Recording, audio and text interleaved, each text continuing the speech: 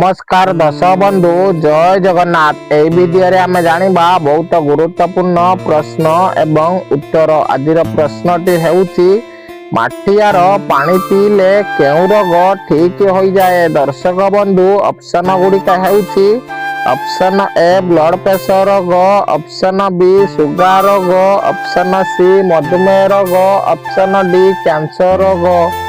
दर्शक बंधु यही प्रश्नर उत्तर जदि जना अछि 5 सेकंड भितर कमेंट कर दियंतु। समयटी आरंभ हेउछि एबेठु।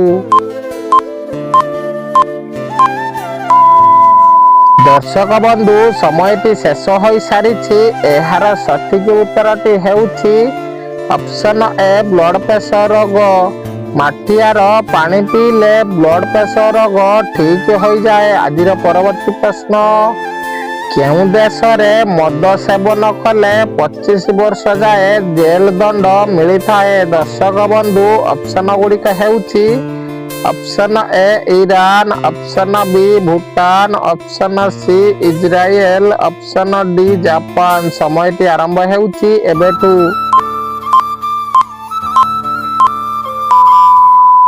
दर्शक बंधु समयटी शेष हो सारिछि। एहार सठिक उत्तरटी हेउछि ऑप्शन सी इजराइल।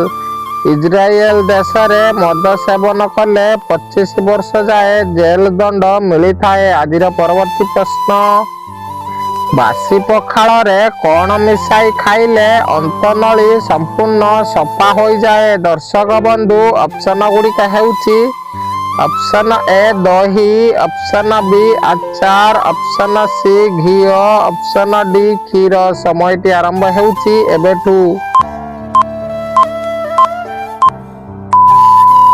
दर्शक बंधु समयटी शेष हो सारिछि। एहार सठिक उत्तरटी हेउछि ऑप्शन ए दही।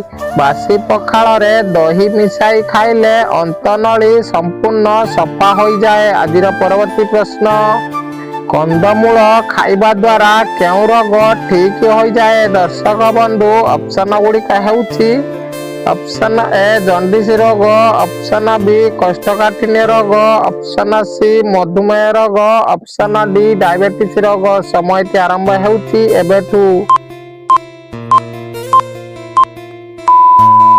दर्शक बंधु समयटी शेष हो सारिछि। एहार सठिक उत्तरटी हेउछि ऑप्शन बी कोष्ठकाठिन्य रोग।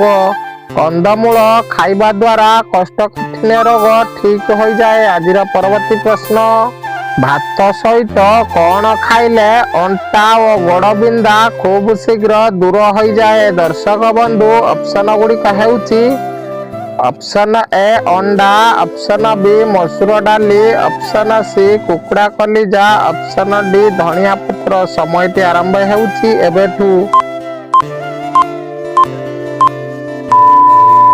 दर्शक बंधु समयटी शेष हो सारिछि। एहार सठिक उत्तरटी हेउछि ऑप्शन बी मसूर डाली।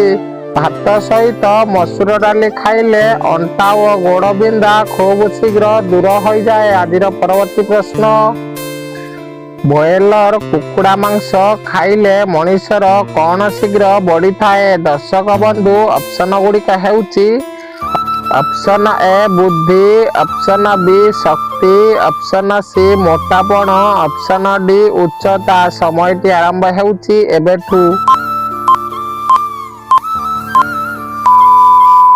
दर्शक बंधु समयटी शेष हो सारिछि। एहार सठिक उत्तर देखिबा आगरु वीडियोटी को लाइक करी आपण माने केउ जिल्लार वीडियो देखुछंती कमेंट करि दियंतु। एहार सठिक उत्तरटी हेउछि ऑप्शन सी मोटापण। बॉयलर कुकुड़ा मांस खाइले मनुष्यर मोटापण शीघ्र बढ़ी थाए। आज परवर्ती प्रश्न सबुदिन केउ शाग खाइबा द्वारा आखि केबे भी खराब हुए नाही। दर्शक बंधु ऑप्शन गुड़िका हेउछि ऑप्शन ए मेथी शाग, ऑप्शन बी पोई शाग, ऑप्शन सी सजना शाग, ऑप्शन डी कलम शाग। समयटी आरंभ हेउछि एबेठु। दर्शक बंधु समयटी शेष हो सारिछि। एहार सठिक उत्तरटी हेउछि ऑप्शन सी सजना शाग। सबुदिन सजना शाग खाइले ଆଖି କେବେ ବି ଖରାପ ହୁଏ ନାହିଁ। ଆଜିର ପରବର୍ତ୍ତୀ ପ୍ରଶ୍ନ, କେଉଁ ଫଳ ଖାଇଲେ ମଳକଣ୍ଟକ ରୋଗ ଖୁବ୍ ଶୀଘ୍ର ଠିକ୍ ହୋଇଯାଏ? ଦର୍ଶକ ବନ୍ଧୁ, ଅପସନ ଗୁଡ଼ିକ ହେଉଛି ଅପସନ ଏ କାକୁଡ଼ି, ଅପସନ ବି ସେଉ, ଅପସନ ସି କଖାରୁ, ଅପସନ ଡି ଅମୃତଭଣ୍ଡା। ସମୟଟି ଆରମ୍ଭ ହେଉଛି ଏବେଠୁ। ଦର୍ଶକ ବନ୍ଧୁ, ସମୟଟି ଶେଷ ହୋଇସାରିଛି। ଏହାର ସଠିକ୍ ଉତ୍ତରଟି ହେଉଛି ଅପସନ ଡି ଅମୃତଭଣ୍ଡା। ଅମୃତଭଣ୍ଡା ଫଳ ଖାଇଲେ ମଳକଣ୍ଟକ ରୋଗ ଖୁବ୍ ଶୀଘ୍ର ଠିକ୍ ହୋଇଯାଏ। ଆଜିର ପରବର୍ତ୍ତୀ ପ୍ରଶ୍ନ, ମୁଣ୍ଡରେ କେଉଁ ତେଲ ମାଲିସ କଲେ ମୁଣ୍ଡ ବ୍ୟଥା ତୁରନ୍ତ ଭଲ ହୋଇଯାଏ? ଦର୍ଶକ ବନ୍ଧୁ, ଅପସନ ଗୁଡ଼ିକ ହେଉଛି ଅପସନ ଏ ନିମ୍ବ ତେଲ, ଅପସନ ବି ବାଦାମ ତେଲ, ଅପସନ ସି ସୋରିଷ ତେଲ, ଅପସନ ଡି ପୋଦିନା ତେଲ। ସମୟଟି ଆରମ୍ଭ ହେଉଛି ଏବେଠୁ। ଦର୍ଶକ ବନ୍ଧୁ, ସମୟଟି ଶେଷ ହୋଇସାରିଛି। ଏହାର ସଠିକ୍ ଉତ୍ତରଟି ହେଉଛି ଅପସନ ଡି ପୋଦିନା ତେଲ। ମୁଣ୍ଡରେ ପୋଦିନା ତେଲ ମାଲିସ କଲେ ମୁଣ୍ଡ ବ୍ୟଥା ତୁରନ୍ତ ଭଲ ହୋଇଯାଏ। ଆଜିର ପରବର୍ତ୍ତୀ ପ୍ରଶ୍ନ, ପ୍ରତିଦିନ ଯୋଗ କରିବା ଦ୍ୱାରା କେଉଁ ରୋଗ ଠିକ୍ ହୋଇଯାଏ? ଦର୍ଶକ ବନ୍ଧୁ, ଅପସନ ଗୁଡ଼ିକ ହେଉଛି ଅପସନ ଏ ହୃଦ ରୋଗ, ଅପସନ ବି ଶ୍ୱାସ ରୋଗ, ଅପସନ ସି ବ୍ଲଡ଼ ପ୍ରେସର ରୋଗ, ଅପସନ ଡି ମଧୁମେହ ରୋଗ। ସମୟଟି ଆରମ୍ଭ ହେଉଛି ଏବେଠୁ।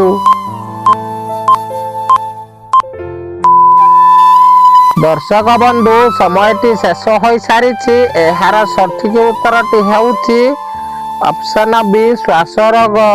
ପ୍ରତିଦିନ ଯୋଗ କରିବା ଦ୍ୱାରା ଶ୍ୱାସ ରୋଗ ଠିକ୍ ହୋଇଯାଏ। ଆଜିର ପରବର୍ତ୍ତୀ ପ୍ରଶ୍ନ, ଭାରତର କେଉଁ ରାଜ୍ୟରେ ସବୁଠାରୁ ଅଧିକ ପିଆଜ ଚାଷ କରାଯାଏ? ଦର୍ଶକ ବନ୍ଧୁ, ଅପସନ ଗୁଡ଼ିକ ହେଉଛି option A Odisha, option B Rajasthan, option C Maharashtra, option D Kerala. ସମୟଟି ଆରମ୍ଭ ହେଉଛି ଏବେଠୁ।